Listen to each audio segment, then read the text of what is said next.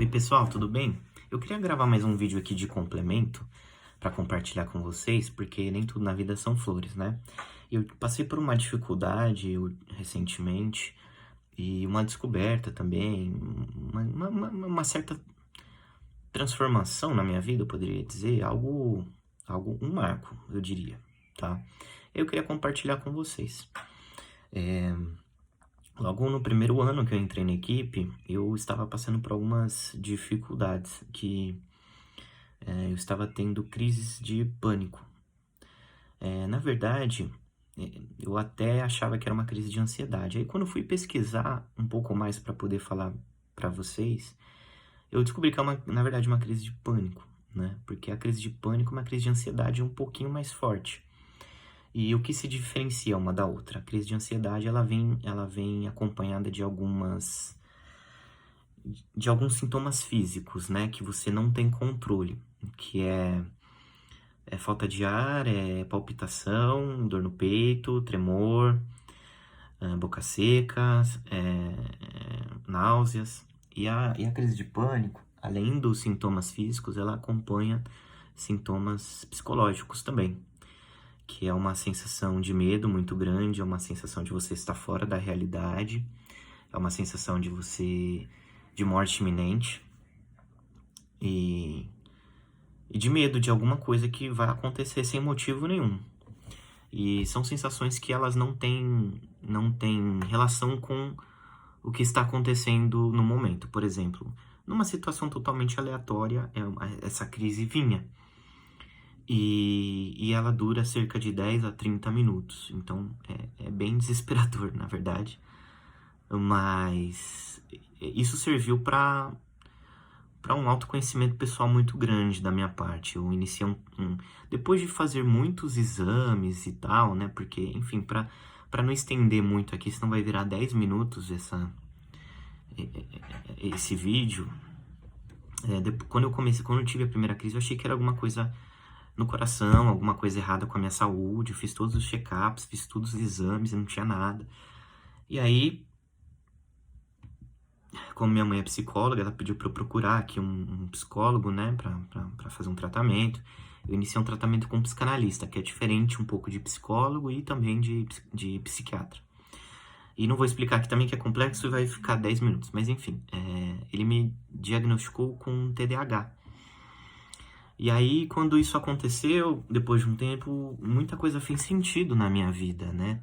Porque a pessoa que tem TDAH, ela nasce com essa... É uma síndrome, né? Não é uma doença, não é um...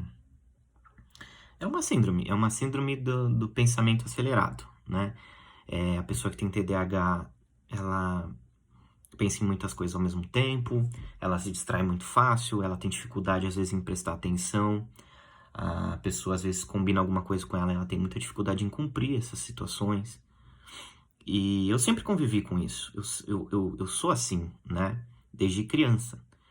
E, enfim, assim, o TDAH em si, ele é bem complexo também. Tem uma série de vertentes e explicações em relação a isso.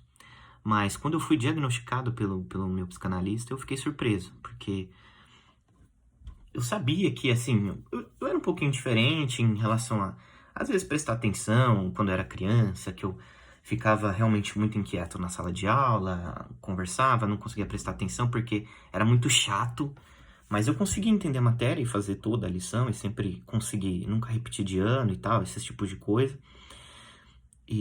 Mas eu achava a questão do ensino muito monótona, não conseguia, eu achava chato porque era muito devagar e tal. Enfim, essas várias situações. E isso sempre me acompanhou na vida. E por eu não ter conhecimento disso, isso acabou... Às vezes eu acabava entrando em conflito comigo mesmo. Porque eu falo, pô, como a pessoa consegue ser assim, eu não consigo? Todo mundo consegue prestar atenção em uma coisa, eu não consigo e tal.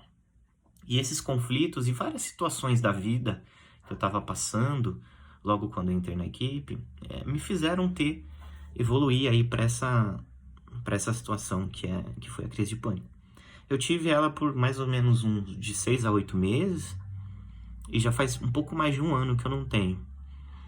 Eu acho que isso se deu por um conhecimento, eu não tomei nenhum remédio nem nada, eu não continuei o tratamento porque infelizmente o meu psicanalista faleceu, E eu não dei sequência com o psicanalista, mas serviu bastante para um autoconhecimento. Eu acho que depois que eu entendi isso e passei por alguns momentos difíceis que eu estava passando, são outras questões pessoais também que acompanhavam, né? E que me parece que juntou tudo.